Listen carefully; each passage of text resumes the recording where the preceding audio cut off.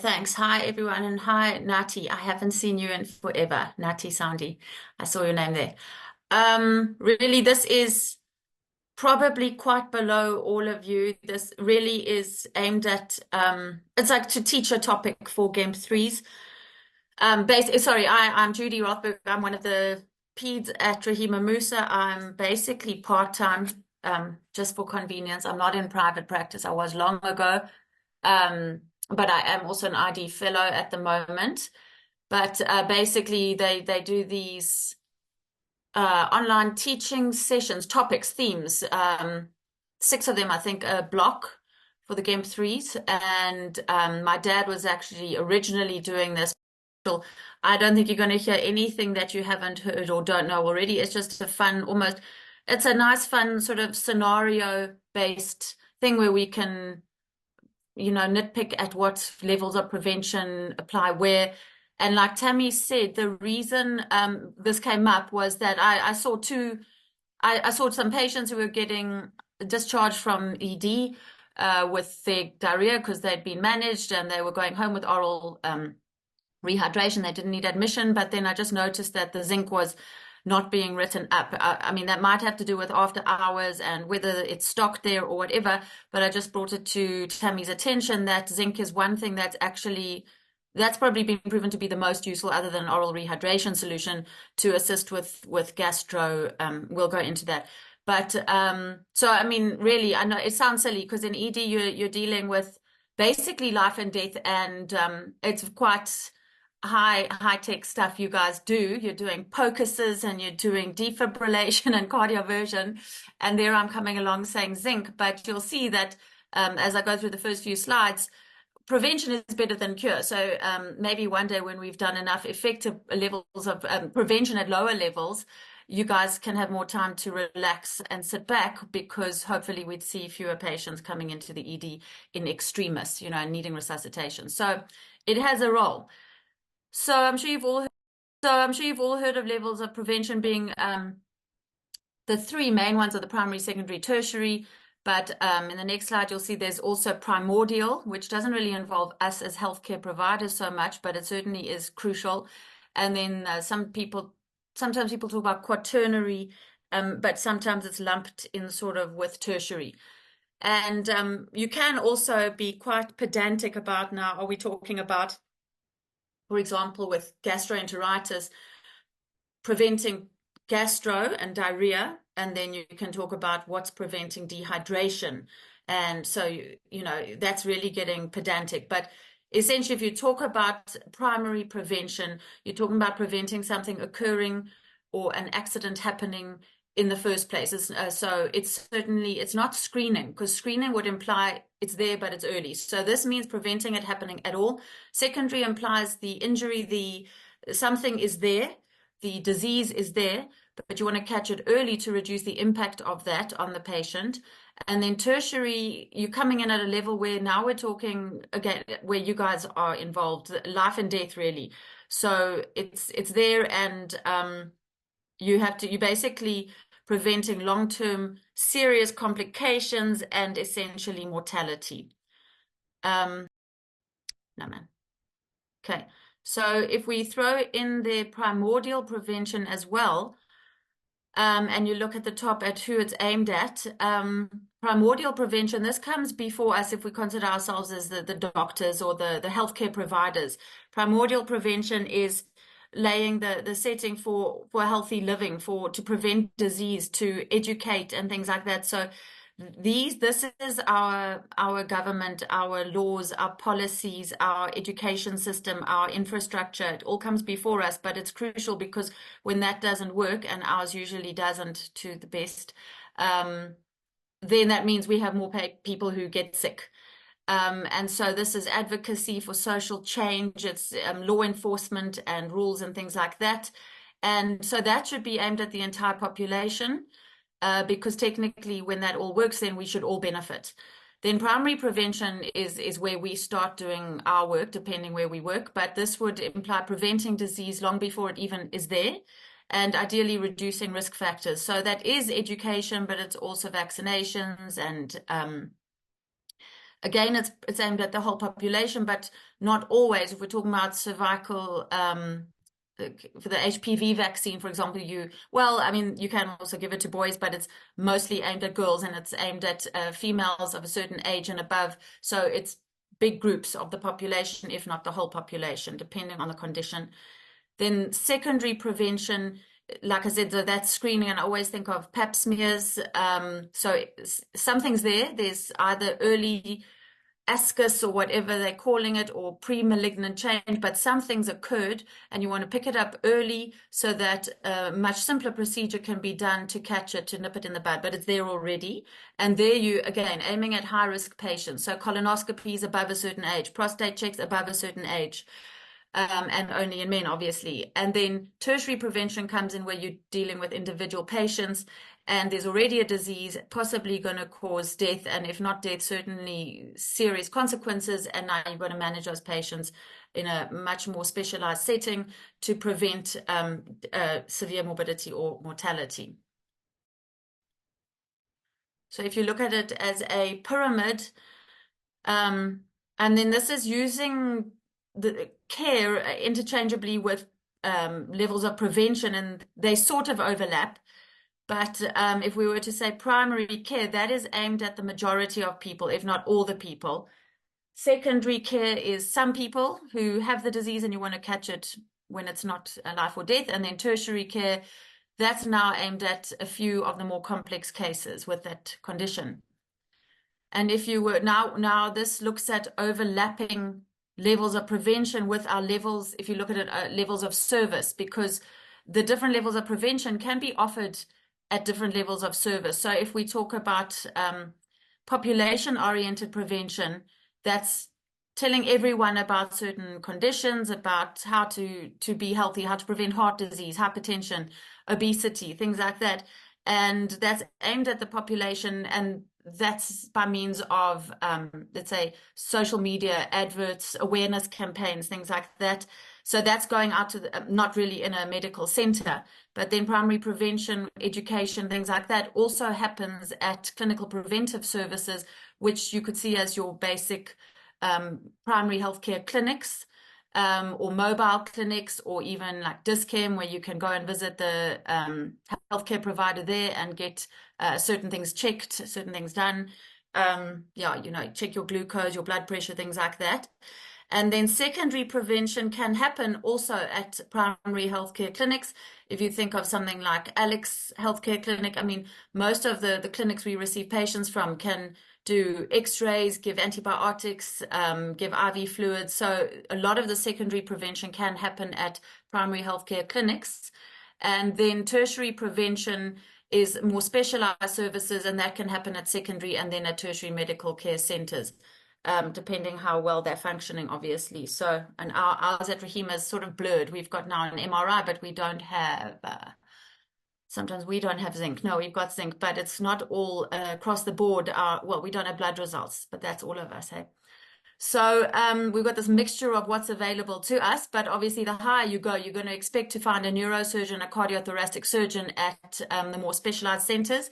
And secondary, we'd think of our district hospitals, and often they even have an ICU, but you might have to transfer the patient if they need more specialized care. And then if you look at the kind of money that's invested, this isn't the same in every country and every all over the world. But it is usually the situation that the more specialized tertiary care costs the most. And the problem really is, unless you've got unlimited funds, that's only aimed at, like we said, fewer people. And whereas the basic services and preventive services are everyone needs them, everyone can benefit, and per dose of rotavirus vaccine, for example, it's probably, I wish I knew the price, I don't, but really cheap. It must go to everyone though, but it's really cheap. And it goes to everyone, and you'd benefit a lot more probably if you have resource limitations, to rather aim to providing more basic levels of care to everyone rather than offering maybe, you know, kidney transplants where you can't afford it because that's only going to benefit a few. But if you're the person who needs the kidney transplant, you obviously want that available. So if money was no object, then ideally we'd be able to spend money on all of it. And as far as I know, countries like Cuba, they invest a lot into primary health care. And having spoken to some Cuban doctors, they say that they have very few sort of preventable illnesses because they have such good basic health care. And then if you look at it like this is you guys, the ED specialists, essentially. And you're there and we need you there because when someone falls off a cliff, someone needs to be able to come in with their polytrauma and everything. So you definitely want that person there, that team there, but think how much easier it would be and much less work for you if you put something really simple like a barricade at the top to stop people falling over. And I often feel that way. I have felt that way before when we see our severe malnutritions come in, extremely dehydrated at death's door, and it feels almost like we're putting on a band-aid. If you're lucky, they survive, you send them out for the same thing to potentially happen again, because the infrastructure and everything else in the country is not good enough for a large proportion of our population, that they keep coming in requiring resuscitation, and there's some simple measures that would prevent that. And if we want to put it in terms of costs, what's the point in preventing? Well, we want to save lives, but if we actually also break it down into costs, you've got the direct healthcare costs that you could be saving by prevention. Obviously, it costs a bit for the prevention, but think of all you'd be saving. So it costs to visit a doctor, to get to the hospital, well, to actually pay to open a file, for example, and in private to see the doctor, to buy the medication. And then there's the direct, because you're still paying cash kind of thing, but non-healthcare. So that's when we talk about the money for transport to get to and from the hospital, the money the parents are paying maybe someone else to look after the other child while they're in hospital. Then there's the indirect cost, for example, the mother sitting in hospital next to her child who's very sick because now she can't work. And then the intangible, well, they're not so much monetary as much as your pain, anxiety, grief, and worsening of quality of life for the patients and their families. So the idea is to reduce all of these by having better preventive measures in place for various things.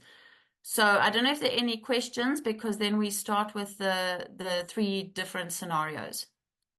I'm not seeing any hands raised. What I see one, yeah.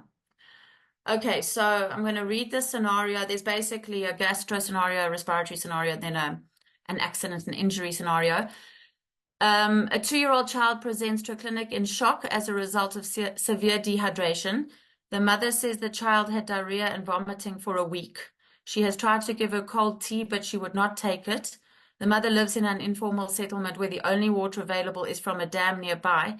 It is not treated in any way before use, and where there is no formal sanitation. People have no toilets and use the bushes nearby. No formal garbage collection system exists in the area. The single mother is 25 years old and has 3 other children, ages 3, 4, and 6, and 2 other children have died. She is unemployed and had 2 years of schooling. So what are the risk factors for diarrhea in this child, do you think? So this is where people can volunteer some answers.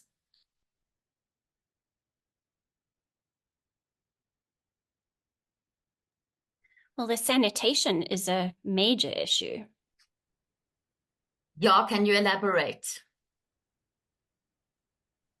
Well, in terms of gastro. So considering there's no way to wash hands, no way to go to the loo, obviously it's really easy for contamination potentially of your living spaces, and orophycal contamination is very real. And even if you don't have diarrhea, you're looking after your child that does, you're going to have diarrhea shortly too. Yeah, exactly. So wherever there's mixing of your drinking and your sewage, then you're in trouble. Any other risk factors? And I mean, obviously not just the water, the flies that will sit on the garbage heaps and then come and sit on the food that's being prepared. Sorry, yeah. I was going to say the mother's only 2 years of education. that could be a risk factor because she might not know that it's good to wash hands after going to the toilet. Maybe not knowing to wash food before serving it. Those kind of basic sanitizing or sanitization skills or basic hygiene skills that could put the child at risk for diarrhea. Exactly. So I think I've forgotten what we learned in school. I know we did a subject that was called health. I don't know. Nowadays the kids are doing, I can't even keep up. But and I think we just take it for granted that people know what germs are.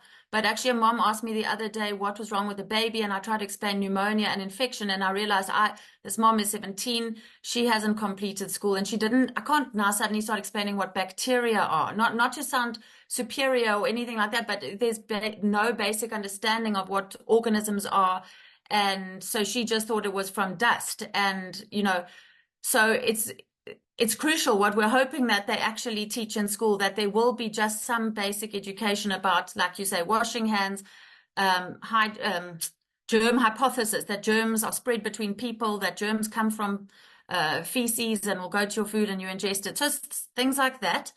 And I think also the fact that literacy is fairly important because a lot of information is disseminated in writing. Okay, there are pictures in the Road to Health card, but a lot needs to be read, and it needs to be read unless I think it's mostly in English, these Road to Health cards. That's also quite presumptuous that everyone's going to understand that. And I also think if someone isn't educated, they're a little more nervous to go to the clinic. They're reluctant and they're scared that they're going to be shouted at by other mothers, by the nurses. So there's this fear of going to the clinic. So it's a lot, yeah. There's a lot of reason that that's a problem. Having the other three kids, 3, 4. That could lead to overcrowding in the household itself. They say that they live in an informal settlement. But Yes, also, exactly. the mother, she's 25, she's got no education. She might be completely overwhelmed by the fact that she's got so many children to look after.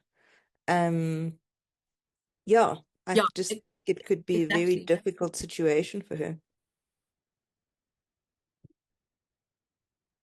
I think it's also hard to care for a whole bunch of kids. So not just overwhelming, but to be able to try and rehydrate a child, even if she had gone to a clinic, she has to do oral rehydration at home. It's really hard when you've got a whole bunch of kids to actually do it as much as a child needs. So Exactly. she's living in an informal settlement as well, which means boiling Yeah. water. She doesn't know about boiling water, probably, or even if she does, she doesn't necessarily have any access to electricity. So boiling water can be a big issue. She might have to use a fire, or some sort of really scary, unsafe form of heat. Mm, totally. Exactly. And I think it says my internet connection is unstable. Can you guys hear me still? Yeah, we can.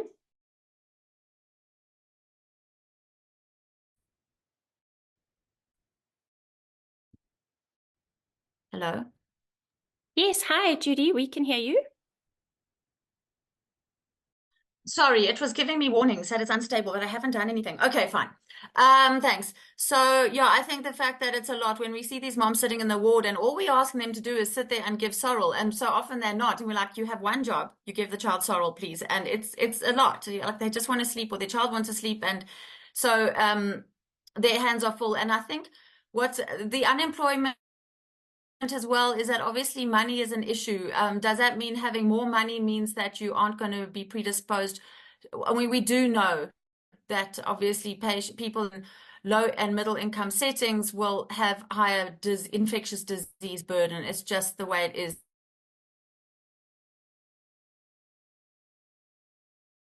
They don't have the ability to sterilize things over. You really have to focus on, I think this, she's a single mom and she's 25 and she's now had 6 children. And I just don't think that this is that unusual, this whole situation where everything sounds like it's too much to happen to one person, but we see this more than quite often. So yeah, she's 25 now, but she started having kids. We don't know how old the other two were, at least when she was 18 or 19. And that tends to be, if they're a bit younger than that, they actually drop out of school.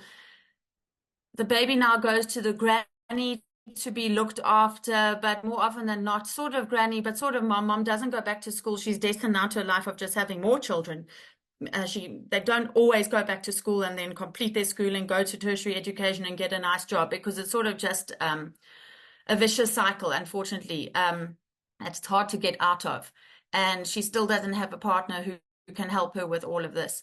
So the idea really is, I think we need to make contraception well known to our patients. I think often we see a patient come in, we have to deal with that patient, but I think I often will look at the mom and say, please, can we not let this mom go home before someone has given her an injection of contraception, if she wants, obviously, if she wants.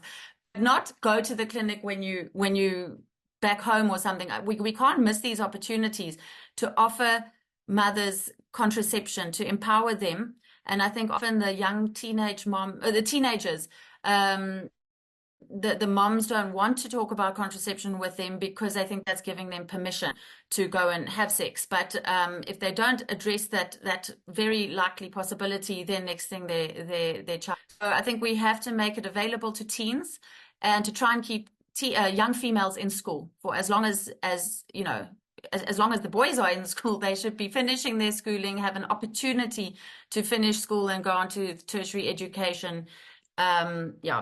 Because otherwise it's just a one-way street often. So what ways would you say, again, without sounding judgmental, or shouting at this mom, what way has the child's illness been mismanaged, would you say? What could have been done differently? I think it's probably related to what we've been saying about the mom not being able to finish school and being a single mother, but I don't think she maybe realized or recognize the danger signs. So like her child vomiting everything, she's kept the child at home for a week before she's brought the child in. It could also play into part that she didn't have anyone to look after the other kids. But yeah, that could be. And anything about what she was giving in that time, or trying to give? Yeah. So she was trying to give cold tea. So she obviously that wouldn't have really rehydrated the child.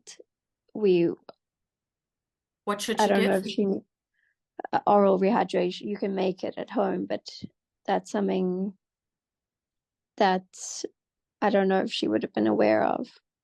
Can you, I have to always ask the game threes just to make sure they're aware of the recipe. So can you just tell everyone how Sure. our parents should be making it? So it's 1 liter of boiled water, and then that you leave to cool, and you mix it with 1 teaspoon of salt, I think, and 8 teaspoons of sugar or something like that.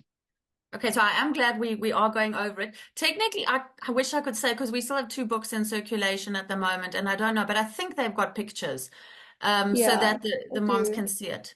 Yeah, and so it used to always be 8 teaspoons of sugar. Now I think it says 6, and I don't think either are particularly, no one's righter than the other. So 6 to 8 level teaspoons of sugar and half a teaspoon of salt. I haven't tasted it myself. It should be palatable enough. And I'm sure you've seen when the children are able to drink and they are thirsty, they will drink it like crazy. So giving cold tea from water that hasn't been treated and is full of sewage, I mean, clearly that's never going to help. But also, luckily, sort of, that child didn't take it. But I think where she went wrong unknowingly was the diarrhea and vomiting for a week. So if the child had diarrhea for a week, that's okay. And vomiting for a day or so can be okay. But when they're keeping nothing down and it's coming out, obviously that would be a time to really worry. And there's also, again, these worrying signs that they actually, danger signs that I think they also put in the book, or make moms or parents aware of, like the eyes looking like they're sinking into the head. Obviously, most parents know this isn't right, my child doesn't look right, but like you say, she might not have actually been able to get in, and that again happens. So it's like they can just call an ambulance. I also think it's useful to tell parents that the oral rehydration won't stop the diarrhea or the vomiting, because there might be this misconception that it should. And so when it doesn't stop it, they will possibly seek help elsewhere, maybe go and buy something from the pharmacy, which they will get very easily, something to stop diarrhea or vomiting, more dangerous, or go and try some traditional muti, or just basically lose faith in whoever told them to give this ORS. So it has to be told that this is not going to stop it, but it's replacing what they're losing. Okay, so now we come to the levels of prevention, primary, secondary, and tertiary. How do we prevent diarrhea, essentially? How could we have prevented this severe form of this situation?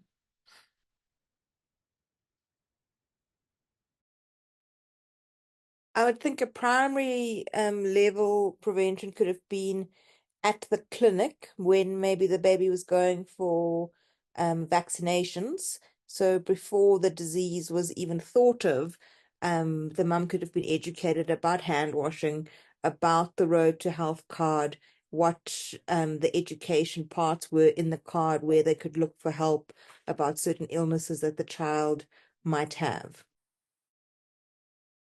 Yes, and when you're talking vaccinations, the vaccines themselves, which ones can we give any vaccines to prevent this? Yes, Rotavirus and rotavirus, yeah, that's right. Yes, thank you. When do we give the rotavirus vaccine? No idea. Good. I'm glad, because otherwise this is totally pointless. So again, you probably don't need to know, but we often write it up in the wards, because if patients are missing vaccines, we don't miss that opportunity to write them up, and they are stuck in various places because we actually we always have to check, and often which thigh we give what in.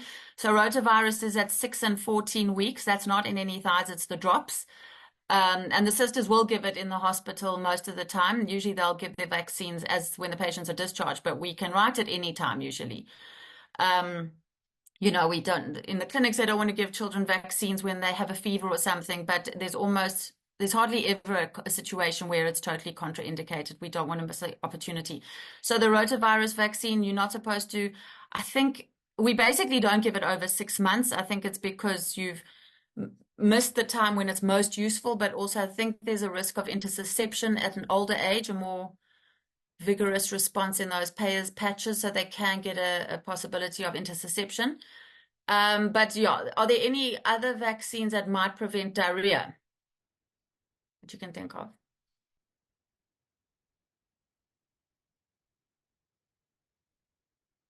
I'll take that as no.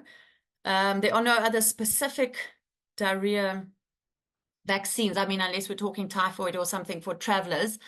But if you think of giving the measles vaccine, one of the major complications and causes of morbidity and mortality in measles is diarrhea as well as pneumonia. So if you give the measles vaccine, essentially indirectly you're preventing the diarrhea that the measles causes, but only obviously from the measles.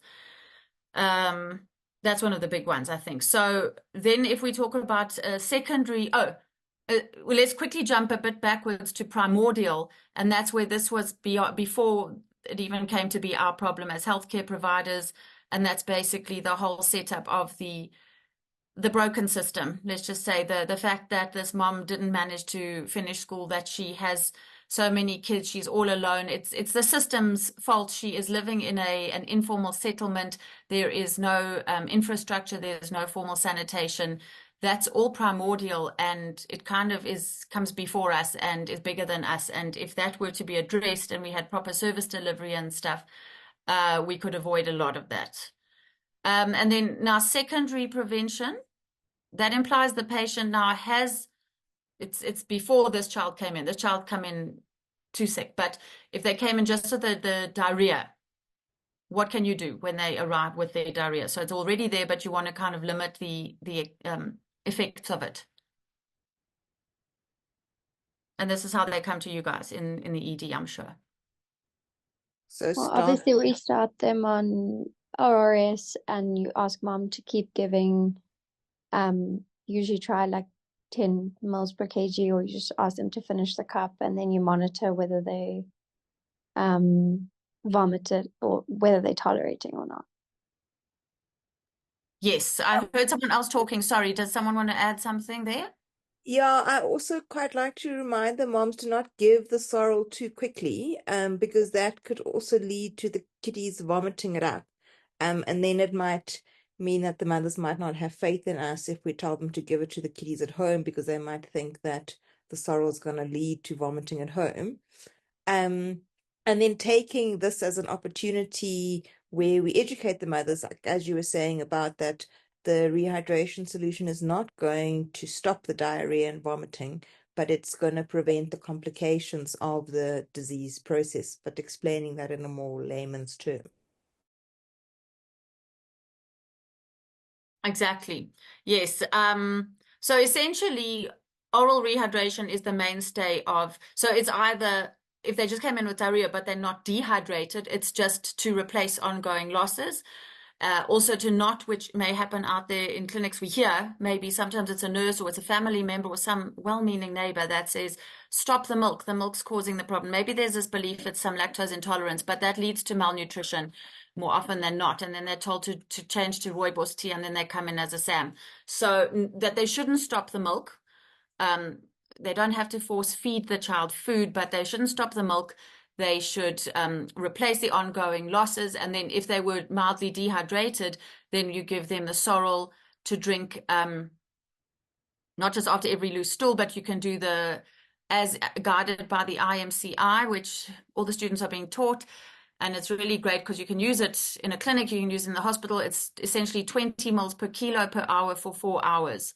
But I think we often tend to write that up and then we walk away and mom's got that 1 cup, no one gave her more, mom isn't there, there's no one actually sitting there, you just have this next to the bed. So we actually have to make sure someone's giving it to the child, that we are monitoring that the child's drinking it and not just losing so much from the stool as well. And exactly like you said, they tend to gulp it down if they're really thirsty and then they vomit all over again. So the mom actually has to give small bits constantly and just almost hold back so that child's screaming at her because it wants it fast, especially if they're hyponatremic, they're very thirsty, but we have to give it slowly and just constantly.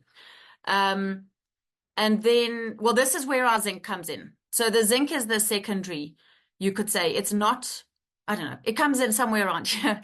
It's not going to make them, also not going to stop the diarrhea, but it essentially helps with the re-epithelialization of the GIT because your little microvilli and your villi are sort of become atrophied even with a normal bout of diarrhea. And if they're already a bit malnourished, then that takes weeks or months to actually get their gut back to normal. So essentially, it should probably make this gastro resolve a little faster. And if the child's going back to this kind of situation, at least it might strengthen them, build them up a bit for that next bout of diarrhea. Maybe increase the distance, the time between bouts of diarrhea. And so it has been shown to definitely make a difference. 2 weeks of zinc. We used to say 10 milligrams orally daily for like the smaller ones, maybe less than a year, and 20 milligrams for the bigger ones. It turns out 10 milligrams is all anyone needs. Standard dose, 10 milligrams PO daily for 2 weeks. Yeah, so that's where that comes in. And then tertiary. So now tertiary implies a child, this is this child. They came in shocked. We all know, you know, I don't need to tell you that shock is going to potentially cause either, multi-organ failure, if not death, if it's not managed correctly. So what's the tertiary management here? And this is mostly where you guys come in. I'm going to suggest that some different people interact because we've had quite the same group of people chatting.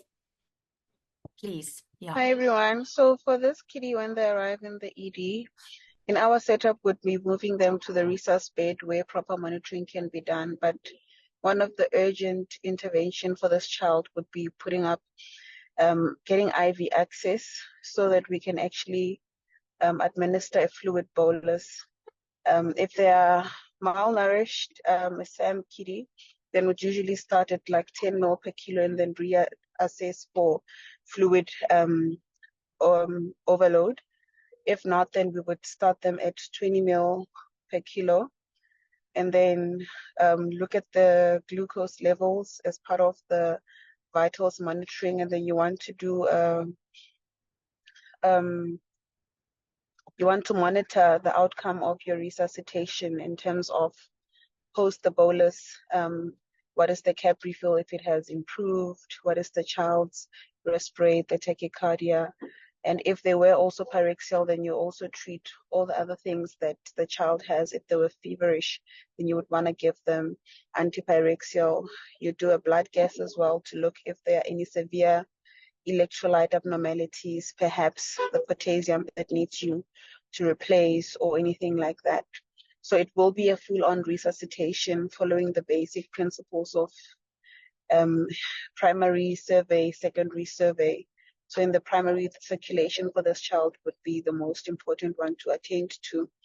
And then after resuscitative steps, you want to assess to see if your resuscitation is actually yielding any results. And as part of the resuscitation of such kids, we also involve pediatric early on for them to assist us in the resus.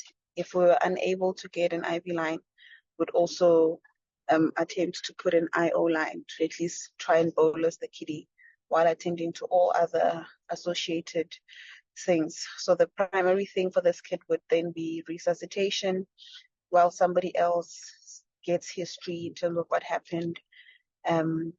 Yeah. Thank you very much. That's very comprehensive. Exactly. So we're doing the resuscitation, and then you would, once they moved in our case to Ward 17, then we start the rehydration, and then also being aware of your maintenance and your ongoing losses. But the resuscitation, like you said, IO or IV fluids. There obviously are guidelines, again, in the IMCI for if you happen to be in a clinic. Some clinics might be able to get a drip up. They might be able to put an intraosseous up. Often, I think maybe the intraosseous might move en route. I mean, if it's working there, then ideally they should give that bolus before the child is moved. But anyway, we won't get into the details.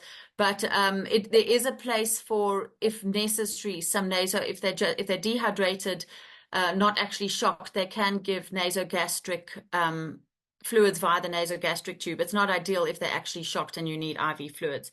But in a clinic situation, sometimes that might be all they're able to do is just get some, if not a bolus, but get some fluids running NG with the mom, get the child to a secondary or tertiary institution.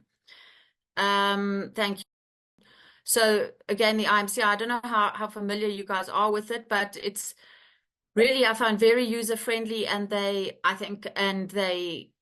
cover all sorts of possible scenarios. And essentially, if you were to see green, that would be your primary, secondary prevention. These two would be secondary, where you've already got the diarrhea, but you're just sort of preventing the dehydration getting worse. And that's the fluid, as they say, and giving information and giving the zinc. And then the severe, which is where this child comes in, that's your tertiary. And that's, like you said, refer urgently if you only have ORS on the way. But certainly if you're already in a place where you can give the bolus, you're going to start with the resuscitation. And then there have been various sort of, I can't think of the word, sort of projects over the years initiated by the WHO. So I don't know if people have heard of GOBI, FFF, these sort of strategies to try and reduce child mortality, infant mortality. And it's not just one thing, it's a whole sort of network, a whole bunch of things that together are ideally supposed to decrease infant morbidity and mortality. So that's why, and at a primary healthcare level, these can all be done at a primary healthcare facility. So that's what the growth monitoring is for. They're not just supposed to weigh and measure the child and put it on the graph. They're supposed to see, is it moving correctly? Is it flattening? Is it dropping? Teaching parents about oral rehydration therapy, as we've mentioned, breastfeeding, to support breastfeeding as much as possible, and to try to stop with this. Too often still we're seeing moms who are HIV positive and have been told or feel that they're not allowed to breastfeed. To basically get those moms on antiretrovirals, make sure that they are adherent, and try and get as much breastfeeding as we can. Immunization, and then also where possible to supply food supplements to families like the one in the example, where definitely it might help. Family planning and female education, as I mentioned, to create increased space between the children, and helping that mom get on her feet before she gets into a situation like this. Other things, they're very ambitious goals. Eradicate extreme poverty and hunger, achieve universal primary education at least, promote gender equality, empower women. So these are these kind of goals. Also looking at the environment as well. So it's sort of this holistic approach and all these goals that we strive to meet, but often just keep having to put the bar a little further ahead because we're never really meeting them.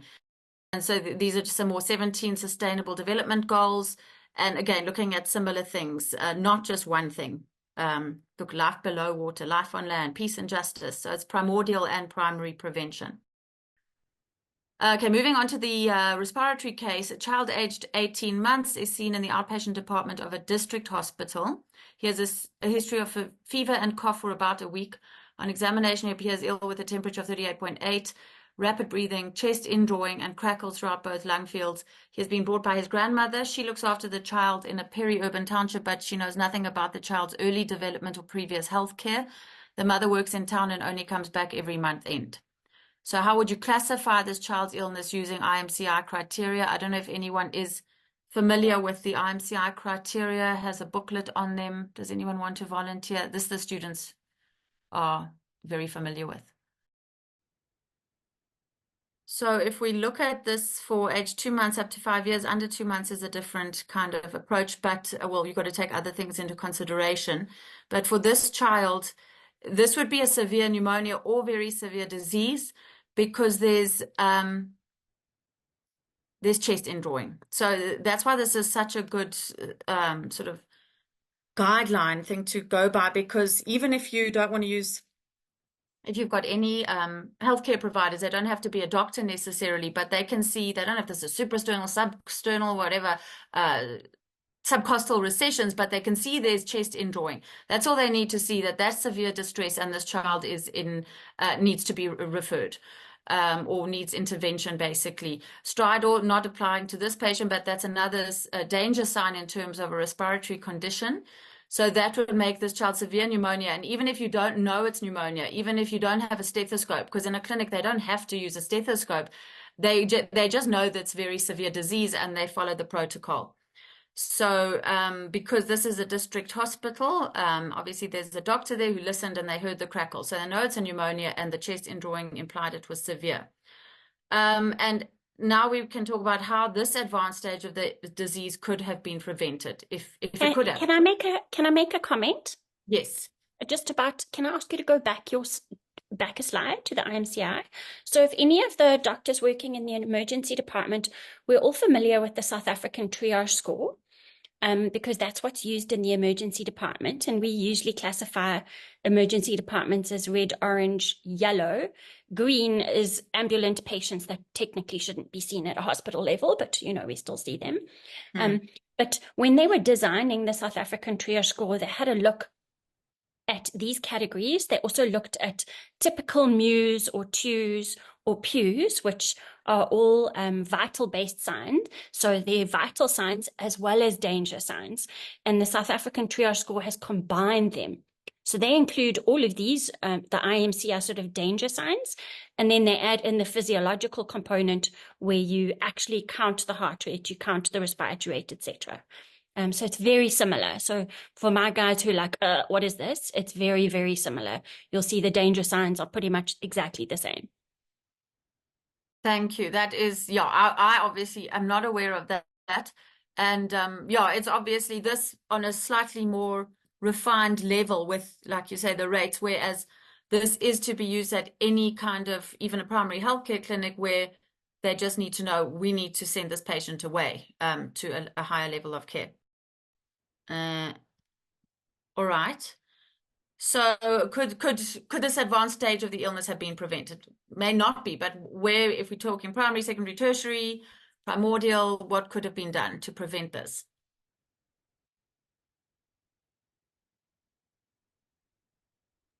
Obviously, vaccines come into play again. Can you name some?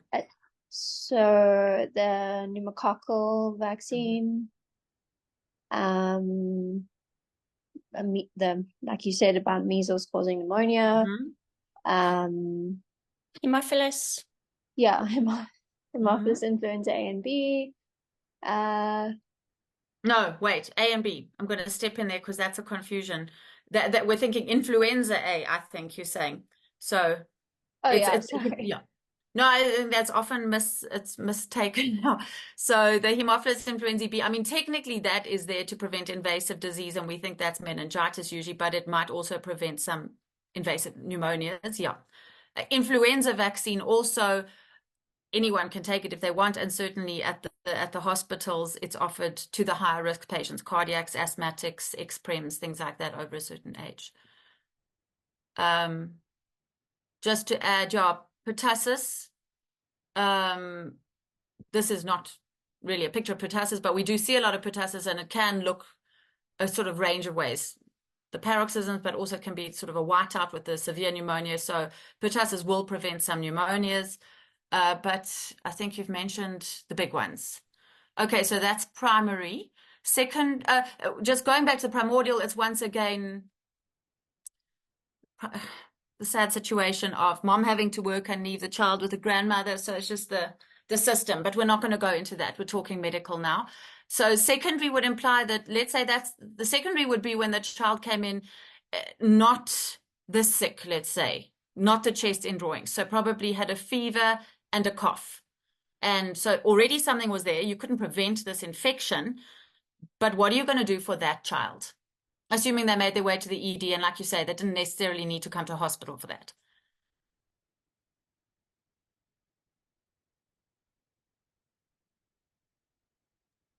Come So on, someone need to advising, yes.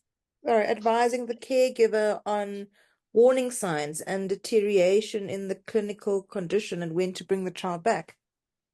100%. Would you give them anything? They've come all the way. Are you going to give them something?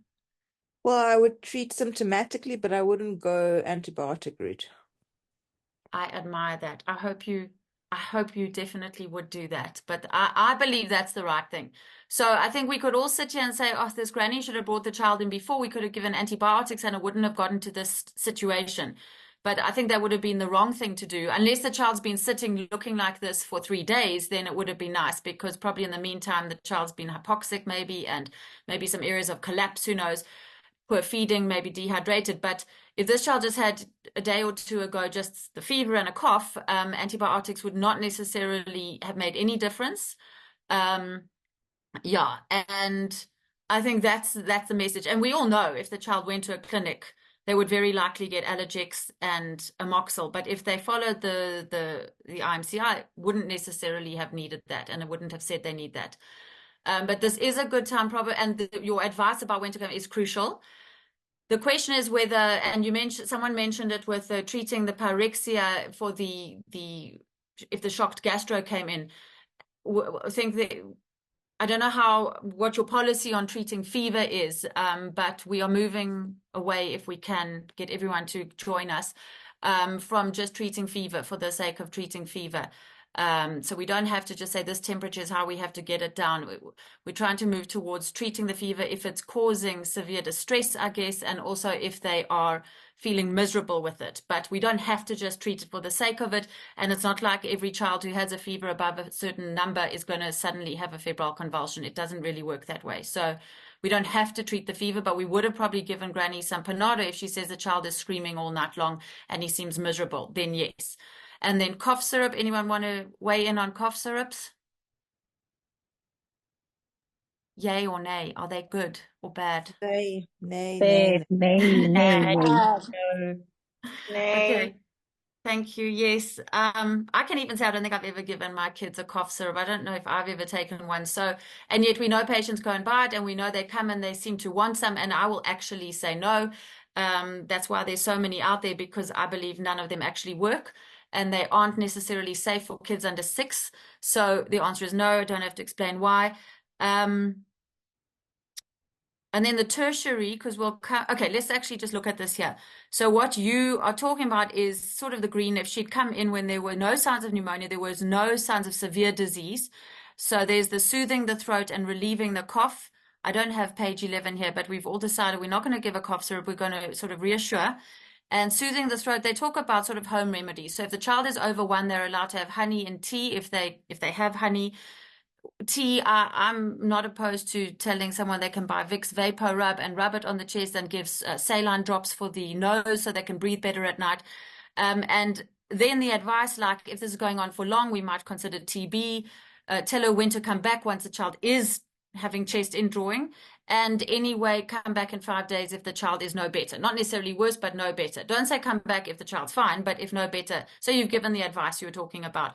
And then if she'd come in before the child was severe, but just had some fast breathing, that's the fast breathing is when they're allowed to give an antibiotic and then do all the same things. Now that the child is in this situation with severe illness, what would the management be to prevent, hypoxia and the complications of the hypoxia and the sepsis possibly? What do we do? I'm going to ask for some other people to also volunteer some answers who haven't participated yet.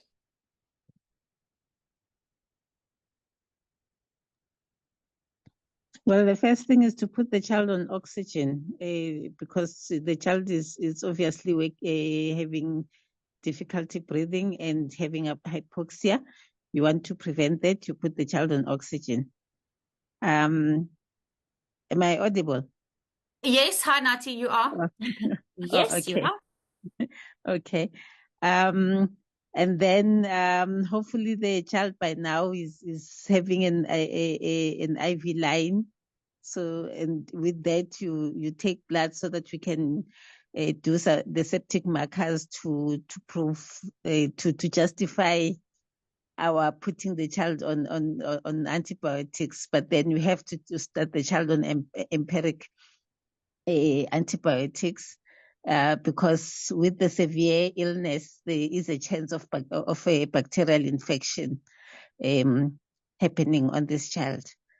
So the septic markers will be obviously the white cell count, the CRP, and the PCT.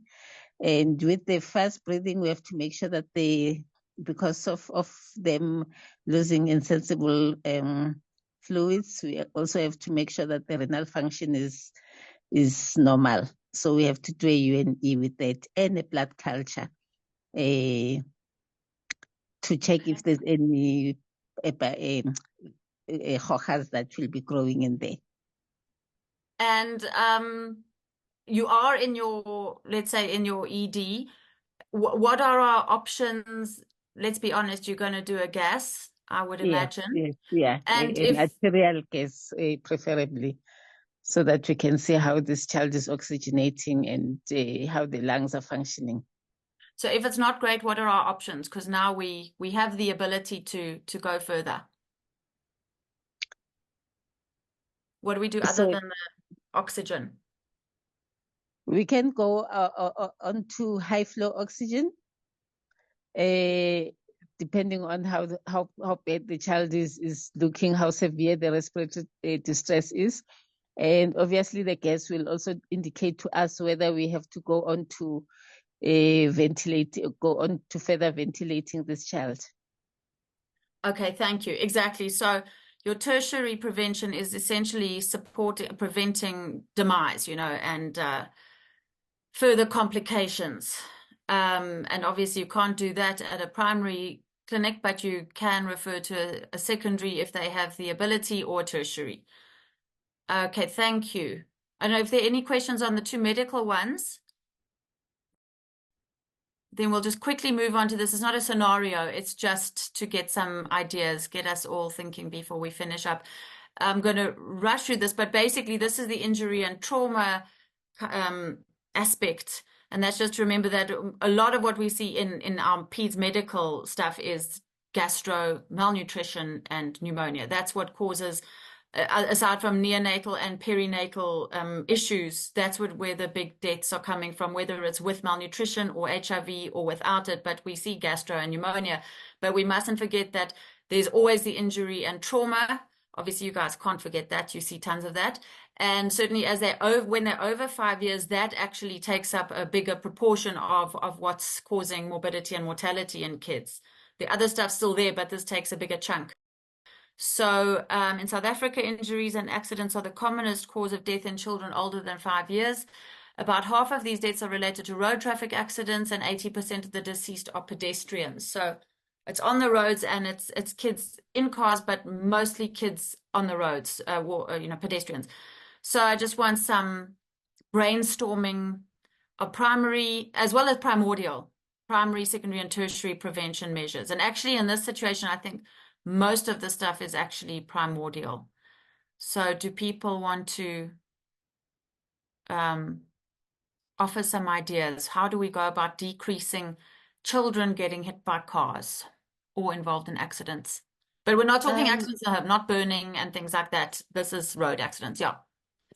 I think you can, one of the things is like having zebra crossings or pedestrian crossings, and specifically with children is having like almost someone allocated there outside of school just to like direct, tell cars when to stop kind of thing. Because I know people don't really stop at a pedestrian stopping. Exactly. It's there, but no one does anything. Okay. Yes. Very strict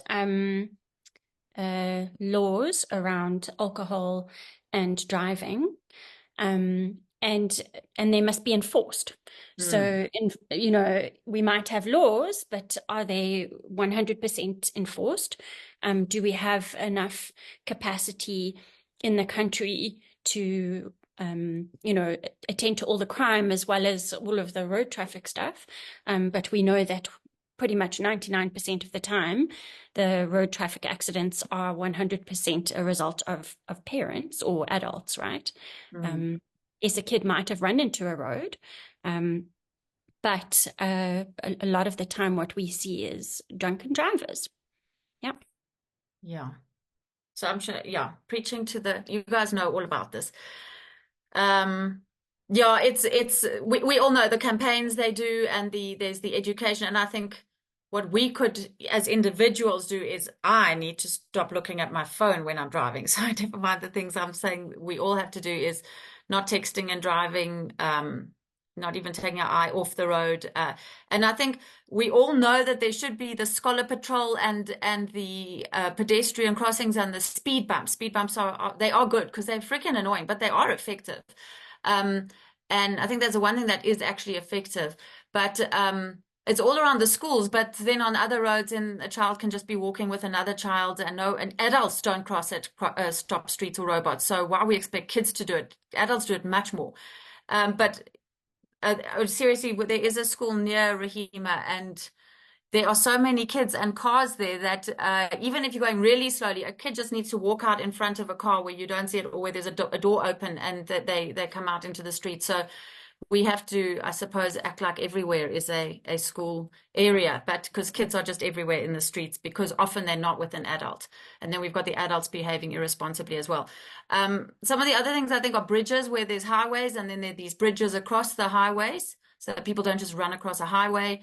And I just think another novel way is not so much punitive, like punishment for driving badly, so much as incentives to drive well, because I think they realize people are stupid. We know we don't want to get caught, but we still do bad things. So I know Discovery giving points for driving well, it's actually, they've tried a different tactic, but they've tried a lot of things, and certain things maybe work a bit, but yeah. Where would you put seat belts? Primary, secondary, or tertiary? And car seats? Primary. I think that's primary. I know, I think we all think it's primary. Yeah, it does. It depends again what you are going to say. It's primary to prevent an injury. Can also be primordial, because if they made a law that every single vehicle has access to them, and they actually were also able to enforce it, and making it available as well, then it would be easier to be a primary prevention if it was across the board. Enforced, yeah. I mean, it does depend what you're talking about, but if we're not talking about pedestrians and we're talking about kids in cars, and we know too often they sit on someone's lap or they hang between the front seats and they're just waiting to go through the windshield if something happens. But technically, I would say you could also say it's secondary, because it's not going to prevent the accident, but it prevents the extent of the injury. The child might still get hurt, the car might still roll or something, but the child won't get severe injuries ideally. So What other secondary measures? That implies, let's say a child is hit by a car. What secondary measures are there to prevent further, bleeding or injury? Well, applying pressure to a bleeding wound to prevent excessive blood loss would be a secondary measure. So that falls under, Tourniquets, sorry? a tourniquet used in the pre-hospital environment for excessive bleeding, for example, an amputated limb.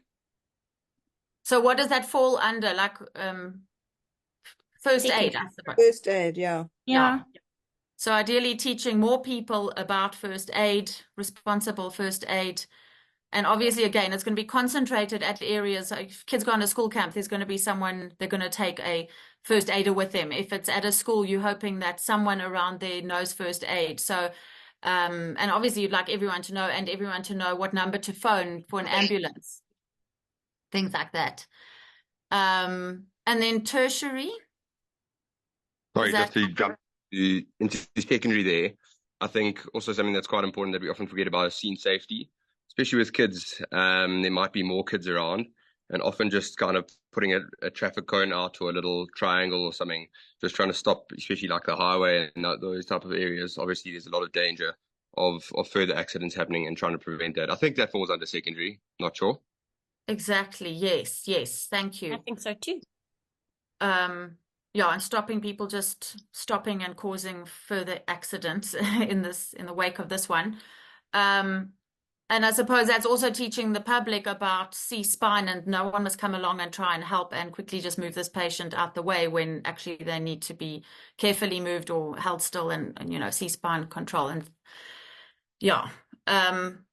So then tertiary would be assuming we're talking like life and death, polytrauma, critical injury. So what prevention measures then?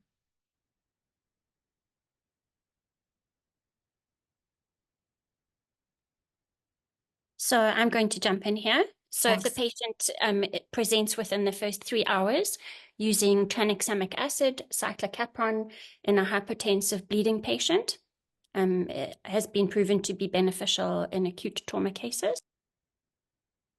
That's fancy. That I didn't know. So now where are they going to do that? Can they do that anywhere? Yes, they might do it pre-hospital, and if not, as long as it's within the first 3 hours, then on arrival in the emergency department. So that's really important for hypotensive bleeding shocked patients in trauma. So essentially, we need people who know this. So we need an availability of this kind of care. So you need ideally I don't know, specialized trauma unit, or at least I don't know if it has to be specialized, but you also would like a high care ambulance. You'd like the air rescue if that's necessary, because I don't think every patient who maybe breaks their leg needs to come to a tertiary center. So they could probably go to a smaller hospital. But once you've got someone that needs neurosurgery or cardiothoracics or other interventions, you're going to want them to come to an experienced trauma unit, let's say, so that people know things like that. And there's scans and all sorts of stuff.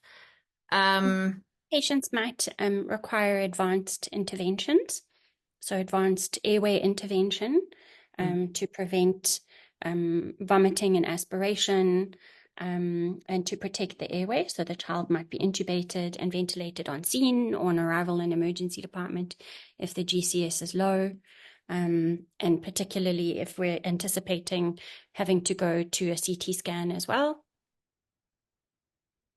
Exactly. I'm just thinking, Tammy, you can come to the next talk I have to give, and you can give this answer, please, because it's a little bit above me. I just know, get them to an ED who knows what they're doing. Yeah, And thanks. so also neuroprotective measures. I suppose this is our team, when we're ventilating patients, that we're trying to prevent secondary brain trauma. And, so targeting your CO2 and potentially using things like hypertonic saline or mannitol. If we do have massive bleeds with raised ICP, that's all tertiary. Good. Does anyone have anything to add to that? this is also where then quaternary can come in to then the rehab, basically to try and improve the residual quality of life after certain, so rehab is important. Okay. Thank you. Now I'm just going to, there's lots of words, ignore or don't listen. We don't need to look at all of these. I just want to emphasize that there's a range of things. There's not one magic answer. And they've actually looked at the evidence and shown that you can, even if you get people to change their behavior, it doesn't always mean that it's going to reduce the injuries. But obviously it's a start to get people to not drive drunk. And, that certainly should have an impact. But that it's not just, it's the primordial has a lot to engineering, law enforcement. It's not necessarily medical at all. So we need everyone to kind of play a part. And I think this is very important in terms of when we're talking about seat belts. If you have a car, there should be a seat belt. But when we talk about car seats, not every family will have equal opportunities to afford a car seat, for example. But people can afford a car, but not necessarily the car seat. And this applies to other things, I think, in medicine when we're advising parents what to feed their children and what they should, what they should and shouldn't do. Not everyone is able to do the things we preach about. So we must be aware of, a range of possibilities to offer people and to advise, and not just say some blanket statement assuming everyone has access to the same things. Engineering, enforcement, education, and I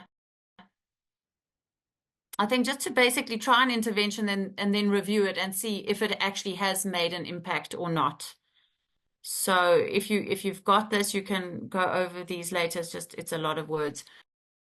That's the last slide. I don't know if there's any questions or if everyone wants to go and have supper.